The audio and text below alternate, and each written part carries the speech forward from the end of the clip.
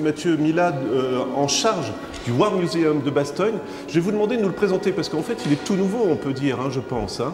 Oui, effectivement. Donc, c'est un centre de mémoire qui a ouvert ses portes le 22 mars 2014. Donc, ça fait à peu près 6 mois. Et donc, c'est un tout nouveau site, effectivement.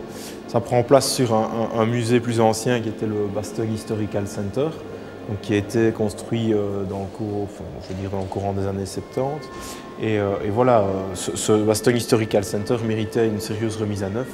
Et donc, c'est chose faite depuis plus de 6 mois, puisque l'ancienne scénographie a totalement été modifiée. Mais en plus de ça, le parcours de visite a été augmenté. C'est-à-dire qu'on a une extension qui nous permet de découvrir davantage.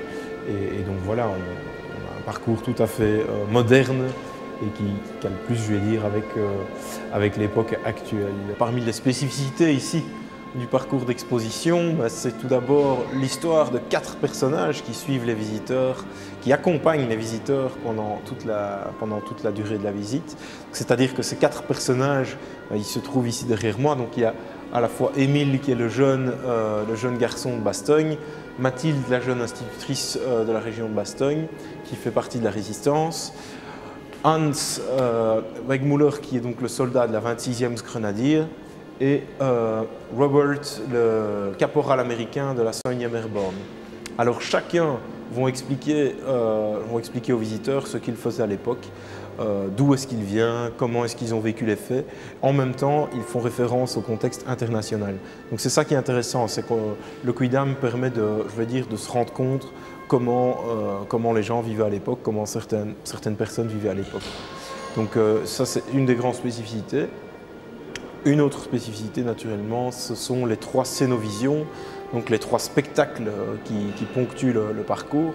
Donc ce sont des mises en scène, comme à l'époque, accompagnées d'effets cinématographiques, de son, lumière, etc., dans lesquels on suit donc, durant le premier événement, les opérations militaires depuis 1939 jusqu'au débarquement de Normandie, en passant par les grands événements politiques également. Dans la deuxième, là on se retrouve en pleine bataille de Bastogne, dans les bois, aux côtés de Robert et de Hans, qui donc tentent de chacun prendre la position de l'un et de l'autre, conquérir leur territoire et de chasser l'ennemi. Et la troisième scénovision, là on se retrouve avec les civils en plein cœur de la bataille, dans un bistrot de la grande rue de Bastogne, bombardement. Les lumières s'éteignent et quand la lumière réapparaît, on est dans les caves avec les civils, où là on suit également l'histoire de nos 4 personnages qui s'y rencontrent dans cette cave. Donc voilà, ça c'est un autre aspect particulier. En plus de ça, il y a d'autres choses, comme par exemple les nombreux témoignages oraux qu'on peut écouter, les vidéos à la fois d'anciens combattants, mais aussi de témoins qui sont interrogés par les plus jeunes générations. On a un parcours didactique qui a été prévu pour les plus jeunes, voilà, il y a vraiment différents outils qui ont été mis en place pour, pouvoir répondre aux attentes d'un public le plus large possible, que ce soit à la fois un public de connaisseurs comme des personnes qui ne sont pas des plus adeptes de l'histoire de la Seconde Guerre mondiale. C'est aussi que ces personnes-là ressortent en ayant une vision de ce qu'était la Seconde Guerre mondiale et puis se rendre compte de l'horreur que ces années de guerre ont pu être, et la bataille des Ardennes en particulier ici. Les documents, c'est impressionnant, tout ce stock de photos, d'images, de témoignages. Comment ça s'est travaillé à l'avance? Comment on prépare? Parce qu'encore une fois, il y a une petite mise en scène, on va dire, grâce aux 4 personnages qu'on va suivre. On est vraiment guidé dans ce qui s'est passé avant, mais surtout la bataille des Ardennes et ce qui s'est passé à Bastogne. C'est ça, donc on a la deuxième partie du musée qui, elle, naturellement, est beaucoup plus centrée sur l'histoire de la bataille des Ardennes et du siège de Bastogne. Mais à côté de ça, donc, cette histoire de la bataille des Ardennes a été remise dans son contexte de façon large, dans le sens où pourquoi la bataille des Ardennes et la bataille de Bastogne? Eh bien parce que ça se situe dans le cadre de la Seconde Guerre mondiale. qu'était la Seconde Guerre mondiale. Là, on débute depuis la fin du premier conflit mondial, donc depuis vraiment les racines, pour terminer à la création de l'ONU et aux grands événements de la guerre froide. Donc voilà, on balaye une période chronologique assez large en mettant naturellement principalement notre zoom sur les événements qui sont passés ici à Bastogne et en Ardennes de façon plus générale. Voilà, Mathieu, on est descendu, c'est moi qui ai fait la demande, parce qu'il faut vraiment prendre le temps de découvrir le musée, ne serait-ce que déjà de connaître l'histoire de la Belgique, qui se déroulait aussi, parce que c'est vraiment intéressant de voir qu'il y a eu des populations qui ont été déplacées, il y a eu aussi de la collaboration, il y a eu des résistants. Et là, je tenais particulièrement à parler de Bastogne, parce que vous y consacrez une large partie de votre musée, tout simplement. Oui, c'est ça, effectivement. Donc voilà, la majeure partie c'est consacrée à la bataille des Ardennes et particulièrement au siège de Bastogne.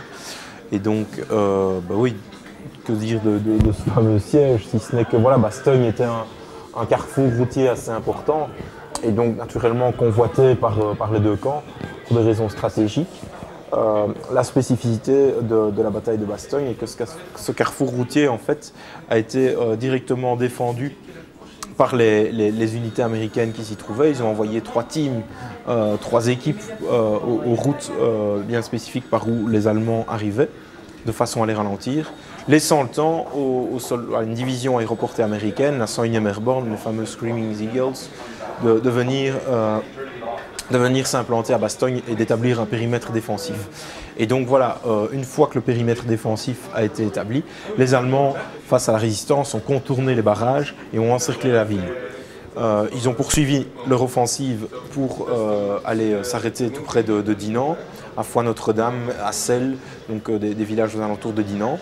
Donc vers le 25 décembre, on peut dire que la percée, donc l'offensive allemande qui avait pour but, je le rappelle, de s'emparer du port d'Anvers et de cette manière d'asphyxier d'une certaine façon l'approvisionnement des Alliés et de couper les forces alliées qui se trouvaient en Hollande des forces américaines qui se trouvaient plus au sud, cette fameuse offensive, à partir de la Noël, voilà, est totalement arrêtée. Maintenant, c'est pas pour ça que les combats s'arrêtent définitivement, puisque le Bastogne est toujours encerclé. Les Allemands veulent toujours prendre Bastogne. On voit qu'à partir d'un moment, vers la fin du mois de décembre, ils commencent vraiment à tourner leur objectif vers Bastogne, qui est vraiment devenu symbolique parce qu'elle tient toujours. Et donc, ces Américains tiennent le siège. Ils sont ravitaillés par air dès le 23 décembre, lorsque la météo le permet. Donc il y a des parachutages dans la zone, partie naturellement des parachutages tombent chez l'ennemi aussi, puisque c'est dans un périmètre assez restreint. Et le 26 décembre, je vais dire, l'encerclement est rompu, puisque les forces du général Patton qui arrivent du sud, depuis Luxembourg, ont petit à petit repoussé les Allemands dans les villages qui se trouvent au sud de Bastogne et créé un corridor pour rompre l'encerclement. Bon, là, on voit directement, une fois que l'encerclement est rompu, l'approvisionnement en munitions, en armes, l'évacuation des blessés qui s'effectue. Et la bataille de Bastogne entre dans sa deuxième phase, celle dont on parle peut-être un petit peu moins, mais qui est tout aussi meurtrière, voire plus meurtrière que la première, qui est notamment la phase de dégagement de la ville. Alors là, les Allemands, comme je le disais, mettent encore plus de moyens dans la bataille, les Américains aussi. Et donc, il faut encore facilement une dizaine de jours pour dégager entièrement tout le périmètre de Bastogne et repousser les Allemands davantage. C'est seulement vers la fin du mois de janvier qu'on pourra dire que la bataille des Ardennes se termine, lorsque les Allemands ont été repoussés jusqu'à la frontière allemande et le lieu de départ, donc leur lieu de départ qui était le 16 décembre 1944. Donc, voilà. Ce qu'il y a d'impressionnant, c'est qu'on voit dans votre musée, encore une fois, il y a des panneaux, c'est quasiment au jour le jour ce qui se déroule dans les combats de Bastogne. C'était important de mettre vraiment en valeur ces événements? Oui, naturellement, on se retrouve à Bastogne, donc c'est une des batailles, je veux dire, qui est de certaine façon mondialement connue. Et donc voilà, c'est certain que c'est C'est un peu l'endroit un pour le verrou mettre en quand même, avant. ouais, c'est un verrou qui va permettre ensuite aux troupes alliées de partir sur l'Allemagne aussi, non? Oui, c'est ça. Une fois donc que la bataille des Ardennes se termine, on peut dire que les Allemands ont envoyé les dernières troupes ont vraiment en fait envoyé un certain potentiel dans cette bataille. Et bon, suite à leur défaite, ils auront perdu naturellement beaucoup de ressources pour faire face aux semaines suivantes à la défense du territoire national. Et donc, si la bataille des Ardennes clairement n'avait pas eu lieu, les choses se seraient déroulées autrement, puisque bon. Voilà, toute une partie des unités d'élite allemandes aurait pu être dégagée sur le front allemand. Ce qui est impressionnant encore une fois dans le musée, c'est les véhicules, parce qu'on ne le voit pas pour l'instant, mais on va le découvrir à l'image. Comment vous avez retrouvé tous ces véhicules? Est-ce qu'il y en a qui ont été reconstitués tout simplement ou voilà, donc en fait, parmi les véhicules, je veux dire, là ça appartenait déjà à l'ancien musée, etc. Maintenant, il faut savoir que ces véhicules ont été totalement remis à neuf. Par un centre de restauration qui se trouve ici à Bastogne même, à l'endroit où le général Macauliffe avait donc son quartier général dans l'ancienne caserne Heinz, la caserne militaire. Cette caserne actuellement a été reconvertie en musée, c'est géré par le musée royal de l'armée et en même temps on a un centre de restauration pour les véhicules militaires. Donc. Vous pouvez nous raconter l'anecdote du général Macauliffe tout simplement aussi, parce que celle-là est connue hein, pour oui, la donc bataille de Bastogne. Bien sûr, c'est donc les Allemands, voilà, à partir d'un certain moment, ont envoyé des émissaires pour demander la reddition de la ville. Les Américains ont reçu naturellement ces émissaires. Et lorsqu'on annonce au général Macauliffe que voilà, les Allemands demandent la reddition, etc., lui se dit « Ah, oh, note !» « Ah mince, qu'est-ce qu'on va encore faire de ça? Encore un problème supplémentaire, etc. » Et dans cet ordre d'esprit, je veux dire. Et puis bon, voilà, il discutait un petit peu, puis bon, qu'est-ce qu'on va répondre finalement? Et alors, un de ses officiers lui dit tout simplement, écoutez, vous avez trouvé une bonne réponse, vous l'avez dit il y a quelque temps, notes. Il se dit, ok, il a signé notes. Et voilà, ils ont renvoyé cela aux émissaires allemands, qui ne comprenaient pas grand-chose, puisque bon, c'est le fameux jargon américain. Et bon, on leur fait comprendre en quelques mots que voilà, ça voulait dire aller au diable. Pas question. Voilà. Donc suite à cela, voilà, c'est un épisode qui est devenu. Mais c'est resté parce que si je ne me trompe pas, il y a des restaurants ou des cafés qui s'appellent comme ça. Dans ça, voilà, il faut inviter les gens à aller se promener aussi. Oui, effectivement. Voilà. Dès la fin 1945, on commence à surnommer Bastogne The Nut City. Ce qui a bien fait rire naturellement les touristes américains qui revenaient. Et alors, il y a aussi je veux dire, l'histoire, parfois les coïncidences font les choses. L'histoire, c'est combiné à la tradition, puisque avant la guerre à Bastogne, il y avait déjà une traditionnelle foire aux noix qui avait lieu au mois de décembre. Je ne sais plus exactement si c'était au mois de décembre, mais une fameuse foire aux noix durant laquelle c'était toute une tradition, mais les personnes qui étaient employées dans les fermes, etc., renouvelaient d'une certaine manière leur contrat. Je crois que c'était quelque chose comme ça. Et donc cette tradition de la foire aux noix a été reprise après la guerre et combinée à la fois dans le cadre des commémorations et du fameux Nuts de Macauliffe. Et donc chaque année, actuellement, deuxième week-end de décembre, on accueille donc la fameuse foire aux noix avec toutes ces activités qui ont lieu, avec le jet de noix depuis le parvis de l'hôtel de ville, puis le balcon de l'hôtel de ville et toutes les activités qui sont derrière. Il y a une marche du périmètre, il y a des défilés de véhicules militaires, il y a des expositions. Enfin, voilà. Ici, dans le cadre du 70e anniversaire, naturellement, on va véritablement mettre les bouchées doubles, hein, puisque c'est un événement tout à fait unique que nous allons vivre. Et donc, il va y avoir notamment une exposition qui va prendre place dans le centre-ville, exposition qui va être dédiée en fait à 5 militaires américains qui venaient d'une université au Texas, l'université de Texas A&M. Et donc ces 5 militaires ont suivi leur parcours depuis les années 30 jusqu'à la fin de la guerre et comment après la guerre est-ce qu'ils ont quelle était la fin de leur vie, quoi. Et donc parmi ceux-ci, il y a par exemple le colonel Rudder, donc, qui a pris la pointe du Hoc avec son bataillon de Rangers le 6 juin 1944 en Normandie. Et il y a d'autres je vais dire, personnages un petit peu moins connus, mais qui ont une carrière tout à fait honorable au sein de l'armée américaine. Et donc certains d'entre eux sont passés naturellement par l'Ardenne. Et on peut suivre donc leur parcours depuis le début jusqu'à la fin et leur bataille des Ardennes aussi en quelque sorte, quoi. Ça sera à partir de quand par ici?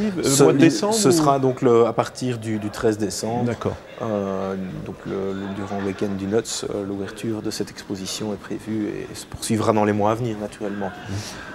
Voilà. On a parlé de l'aspect militaire, si je ne me trompe pas, c'est près de 77 000 soldats alliés qui sont morts hein, dans la bataille des Ardennes. Si oui, je pense que ça doit être aux environs de 70 000, je ne sais plus exactement. Ouais. Mais ce que je trouve important, c'est l'aspect aussi civil, parce que vous en avez consacré une partie, et si vous voulez bien, on va terminer sur ça, parce que c'est très émouvant en plus. Donc si vous voulez bien, on va découvrir ensemble cette partie. Là, on est presque à la fin de la visite du musée. Et je vous le dis, c'est vraiment un endroit impressionnant et émouvant. Vous pouvez nous dire ce qu'on découvre dans cette dernière salle? Donc ici, en fait, c'est une salle qui est, je veux dire, dédiée voilà, au bilan humain, naturellement, de la bataille des Ardennes, sous-entendu de la guerre en général. Et donc, on a reconstitué un cimetière qui se trouve ici derrière moi, avec donc les tombes à la fois de civils, de militaires américains, mais aussi de militaires allemands. Alors les noms qui sont gravés sur ces tombes sont des personnes qui ont bien perdu la vie en Ardennes en 1945. Et alors on a su reconstituer une partie de leur histoire. Donc on a notamment des images personnelles de ces personnes qui défilent. Et donc voilà, ça permet aux visiteurs de se rendre compte que sur les nombreuses pertes, les milliers de personnes qui ont laissé leur vie ici, et bien que derrière ce chiffre se cache une histoire personnelle, une vie, et donc voilà, ça permet aussi aux gens, on l'espère, peut-être de se rendre compte véritablement des horreurs de la guerre en général, et de cette façon pouvoir sensibiliser les gens, naturellement, informer avant tout, mais bon, je veux dire, voilà, c'est toujours bien de pouvoir prendre conscience des conséquences les plus néfastes que peuvent engendrer un tel conflit. Et de mettre des images comme celle-ci, je le dis quand même, moi vraiment ça m'a ému, c'est les photos des enfants par exemple, des choses comme ça, ou de voir des témoignages vidéo où on explique des exécutions sommaires et comment ces personnes ont réussi à s'en sortir. Ça doit vous prendre à la gorge aussi, non? Je ne sais pas, quand on crée une scénographie comme ça, on sait ce qu'on veut faire aussi, hein, finalement, c'est faire réfléchir aussi. C'est vrai que certaines histoires sont tout à fait, je veux dire, inédites et exceptionnelles, et c'est ça qui fait leur force de caractère, et je pense que c'est très important de le mettre en avant, puisque c'est probablement ces histoires qui peuvent toucher les gens. On a par exemple dans le troisième spectacle ici, donc qui nous plonge vraiment au cœur de la bataille aux côtés des civils, aux côtés des trois personnages notamment, des quatre personnages. On a la reconstitution d'une cave et en même temps on nous cite le texte qui a été retrouvé sur un tableau d'une école à Champs, donc un petit village tout près de Bastogne ici, qui était écrit en allemand et qui expliquait que voilà, en quelques lignes globalement, que voilà, la guerre est quelque chose de totalement horrible. Comment peut-on ravir, enfin, je veux dire, prendre une femme à son mari, un père à ses enfants, un frère à sa famille, puisse le monde ne plus jamais revoir d'horreur comme celle-ci, et de la souffrance renaîtra peut-être sur les cendres un monde avec universel, et la fraternité universelle ressortira peut-être de là. Et c'est signé un officier allemand. Et donc ce texte a été retrouvé, je vais dire, pendant la bataille des Ardennes, à la libération du village, écrit tel quel sur le tableau. Ça, je crois que c'est quelque chose vraiment de très prenant. Et donc, voilà, on le présente ici dans la Scénovision, lu ici en question par notre jeune institutrice. Donc voilà, c'est un exemple parmi tant d'autres de documents qui ne peuvent pas passer, selon moi, dans les oubliettes de l'histoire. Et de maintenir l'équilibre entre l'aspect militaire et civil, vous y teniez aussi justement dans le musée? Oui, absolument, puisque bon, au cours des guerres, on a souvent mis l'aspect, les projecteurs sur les combattants, puisque ce sont eux qui sont les acteurs principaux, je vais dire, d'une certaine façon, ceux qui sont en première ligne. Maintenant, mais il n'y avait pas que les combattants, naturellement. Tous ceux qui se trouvent sur le champ de bataille sont aussi des civils et les pertes, les troubles psychologiques sont d'autant plus marquants chez les civils que chez les combattants. Et je crois qu'à l'époque actuelle, on ne peut plus négliger toutes les pertes qui ont eu lieu et toutes les souffrances que les civils ont également endurées.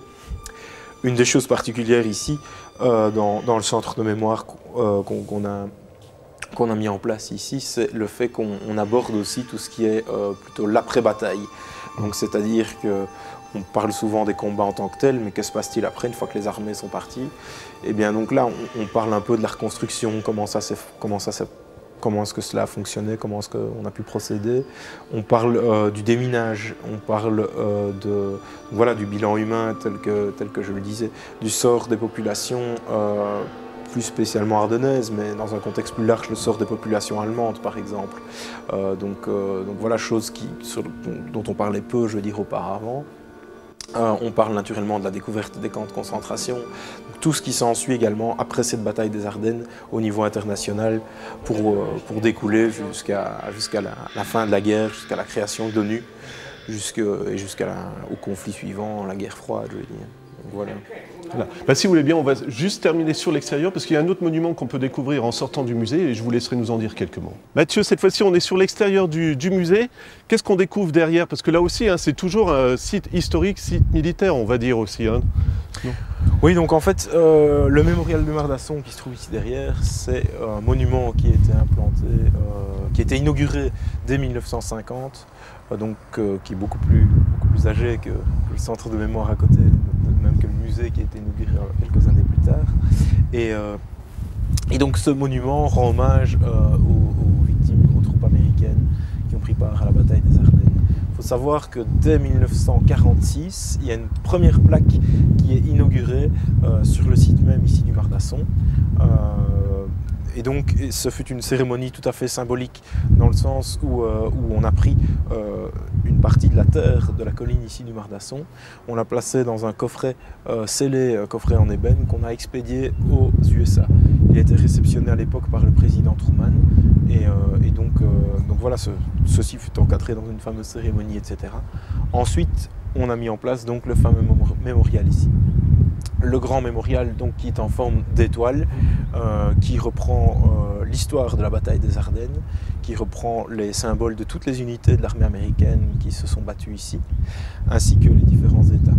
Alors, chose aussi, je veux dire, tout à fait unique pour ce mémorial, c'est qu'en dessous, au départ, dans le projet initial, il ne devait pas y avoir d'autres structures attachées à ce mémorial, mais les veuves de guerre américaines ont désiré donc avoir un lieu de recueillement pour pouvoir revenir ici et donc rendre hommage à leurs époux qui ont perdu la vie sur les terres ardennaises. Et donc une chapelle a été mise en place en dessous du mémorial. Et donc cette chapelle a été décorée par Fernand Léger, donc, qui est donc un artiste assez important dans l'histoire du XXe siècle. Et donc on peut toujours voir actuellement son œuvre. La chapelle est je vais dire, accessible tous les jours en même temps que le musée. Et donc voilà, on peut monter au-dessus aussi du mémorial où là on a une vision de l'ensemble du champ de bataille de Bastogne avec des petits panneaux didactiques. Et on voit bien, comme vous l'expliquez, les troupes allemandes qui avaient vraiment cerné Bastogne du coup, hein, parce que sur les plans sont dessinés où se trouvaient les troupes allemandes. Hein. Et ici même, pendant l'offensive des Ardennes, sur le site où nous sommes, je veux dire, il n'y a pas eu de charge particulière ni quoi que ce soit. C'était un site qui était principalement, je vais dire, desservi par l'artillerie américaine qui se trouvait un petit peu dans le fond. Et voilà, mais bon, c'était dans une partie tout à fait... on était dans la zone qui était encerclée ici même. Et quand on se déplace un peu plus loin, donc c'est-à-dire à 3-4 km d'ici, là on peut encore voir des trous de fusillés, les fameux foxholes.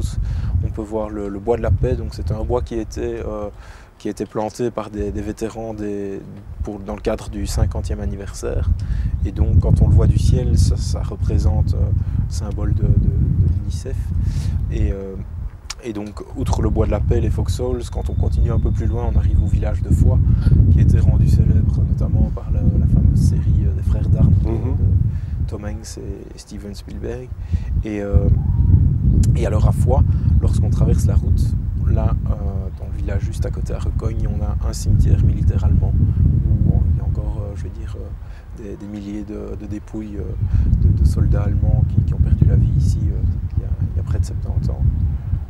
Voilà, auparavant, juste en face du cimetière allemand, il y avait également un cimetière américain, mais il a été déplacé quelques années après la guerre, en 1947 de mémoire, pour être réparti dans d'autres cimetières, que ce soit à Henri-Chapelle, donc dans la région de Verviers, etc., ou encore Neuville-en-Condroz, à Ham, au Grand-Duché de Luxembourg, où le général Patton est enterré. Donc voilà, dans d'autres cimetières plus importants qui avaient été implantés à l'époque à cet endroit. Mathieu, on vous remercie vraiment de votre accueil parce que c'est vraiment, il faut venir pour découvrir tout simplement. Petit détail, simplement les heures d'ouverture, les jours d'ouverture, comment ça se passe? Et le musée est ouvert tous les jours, sauf le lundi, en dehors des congés scolaires et des vacances scolaires.